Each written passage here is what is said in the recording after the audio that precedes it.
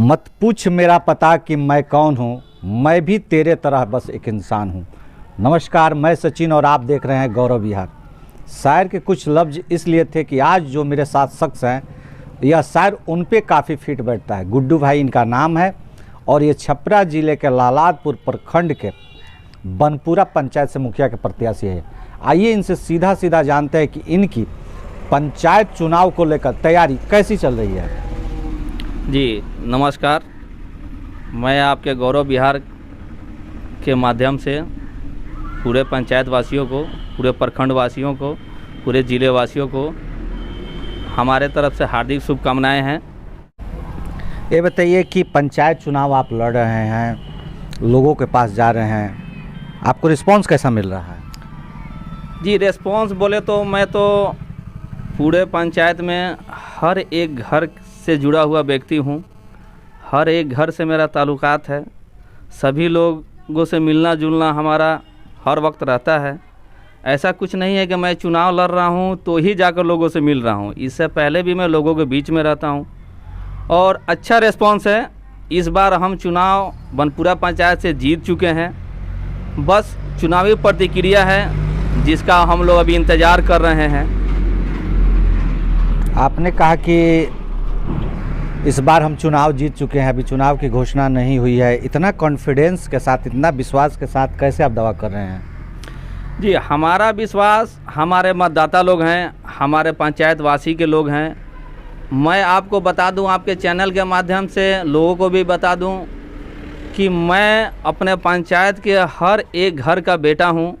कभी भी किसी को भी अगर ज़रूरत पड़ती है तो वो हमें बुलाते हैं और मेरा निरंतर प्रयास यही रहता है कि मैं 2 से 5 मिनट या 10 मिनट के अंदर उन लोगों के बीच पहुंच जाऊं और उनकी बातों को सुनूं, उनकी समस्या का समाधान करूं। इस लिहाज से मैं इस बार पंचायत चुनाव जीत चुका हूं और सबका बेटा बन के रहूँगा, सबका सेवा मैं करूँगा। आप अभी एक जीते हुए प्रत्याशी के साथ चुनाव लड़ेंगे जो कई कामों को गिनाएगा कि पंचायत में हमने इतना काम किया। फिर उन कामों के सामने आपका चुनावी मुद्दा क्या होगा? देखिए, जो भी यहाँ जीते हुए प्रत्याशी हैं उसी प्रत्याशी हैं। उन्होंने समाज के लिए या लोगों के लिए या जो कुछ कहिए अच्छा कार्य उन्होंने किया नहीं है। वो सारे 4 साल तक निरंतर सोए रहते हैं, अपनी दुनिया में मस्त रहते हैं। 3 महीना 2 महीना समय रहता है तो लोगों के बीच जाते हैं। ये हमारे पंचायत की सभी जनता जानती है कि कौन कैसा है। कोई यहाँ बाहर का कैंडिडेट है नहीं। जो लोग हैं अपने ही पंचायत के लोग हैं, सबके बारे में सब लोग जानते हैं। तो इस बार वो कहीं नहीं है। इस बार जहाँ देखेंगे वहाँ हम ही हम हैं और ये हमारे लिए और पंचायत के लिए बहुत अच्छी बात है कि हमारे जैसे युवा को लोग सहयोग कर रहे हैं, हमारे जैसे युवा को लोग आगे बढ़ा रहे हैं, हमारे जैसे युवा को लोग युवा पे लोग भरोसा कर रहे हैं। ये बताइए कि आप युवा की बात करते हैं, यहाँ पे सबसे देखा जा रहा है कि अभी युवा वर्ग काफ़ी परेशान चल रहा है रोजगारी को लेकर, शिक्षा को लेकर। इस पे आपके द्वारा क्या किया जाएगा? देखिए, युवा परेशान है इसलिए कि वो शिक्षा से दूर हैं। जिस वक्त अगर हमारे पंचायत में शिक्षा ठीक हो जाएगा उस वक्त युवा भी ठीक हो जाएंगे और अपने लिए वो खुद प्रयास करना शुरू कर देंगे।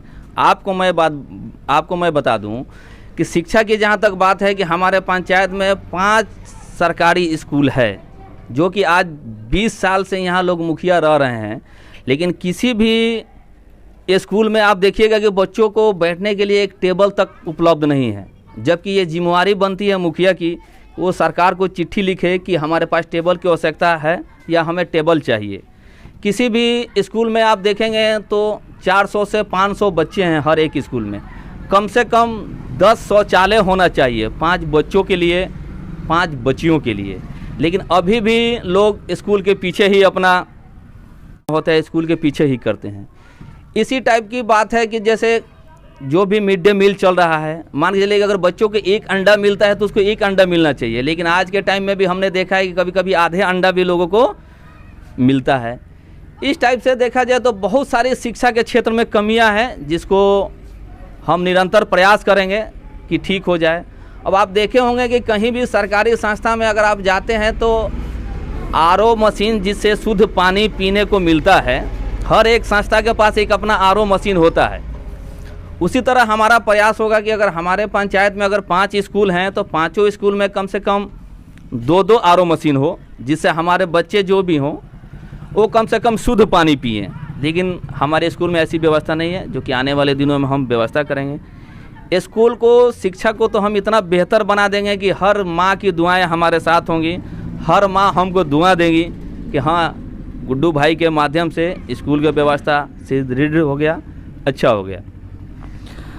जीतते हैं तो आप सबसे पहला प्रथम काम कौन सा करेंगे?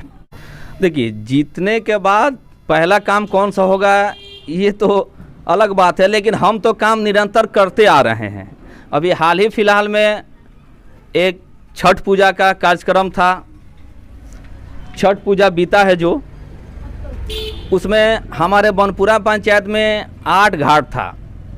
8 घाट पे हमने सफाई करवाया, मिट्टी डाला, ईंट की ज़रूरत थी ईंट दी हमने, पेंटिंग करवाया, टेंट लगवाया, 2-2 हज़ार कप चाय का व्यवस्था था 8 घाट पे, यानी 16,000 कप का चाय का व्यवस्था था। और हमें तो नहीं लगता है कि जो हमने ये कार्य किया है पूरे सारण प्रमंडल में किसी व्यक्ति ने ऐसा कार्य किया हो, ये हमें नहीं लगता है। तो हम तो समाज के बीच निरंतर हैं और लगातार प्रयास कर रहे हैं। हमारे अंदर कोई ऐसी भावना नहीं है, हमारे अंदर एक ही भावना है कि इंसानियत की बू बास होनी चाहिए, इंसान बन के रहना है, लोगों के बीच बन के रहना है, वो चाहे किसी भी धर्म का काम हो, हमें आगे बढ़कर करना है। देखा जाता है कि ग्रामीण क्षेत्रों में सबसे बड़ी सड़क की समस्या आती है और पानी की। नाला निर्माण न होने के चलते लोगों को रोड पर ही पानी गिराना पड़ता है, चाहे छोटी छोटी गलियों में आने जाने में लोगों को काफ़ी परेशानी होती है। इन सब कार्यों पर आपका कैसा नज़रिया रहेगा? जी, अभी भी हम आपको बता रहे हैं, बनपुरा पंचायत में कम से कम 30 ऐसा रोड है जो कि कनेक्टिविटी नहीं है। छोटे छोटे से काम के वजह से वहाँ लोग जा नहीं पाते हैं, या बारिश के मौसम में 6 महीना तक वहाँ लोगों का आना जाना अवरुद्ध रहता है। तो मेरी पहली प्राथमिकता रोड के मामले में यही होगी कि कनेक्टिविटी चालू रहे। अगर वो ढलाई नहीं हुआ है तो कम से कम ईंटीकरण हो, अगर ईंटीकरण नहीं हुआ है तो मिट्टीकरण हो, लेकिन लोगों को कनेक्टिविटी बनी रहे, यानी लोग इस पार से उस पार इत्मीनान से आ जाएं और चले जाएं। इसके लिए हम निरंतर प्रयास करेंगे कि सबसे पहला काम हो कि लोगों की कनेक्टिविटी बनी रहे। एक चीज़ और देखा जाता है कि चुनाव के समय नेता द्वारा काफ़ी वादे किए जाते हैं, लेकिन जैसे ही चुनाव वो जीतते हैं या तो उन वादों को भूल जाते हैं, फिर या उन वादों पर उतरने में वे अक्षम दिखाई देते हैं। जी देखिए, इस बारे में तो हम यही कहेंगे कि हम तो कोई वादा इस पंचायत से करने वाले नहीं हैं, करने नहीं जा रहे हैं।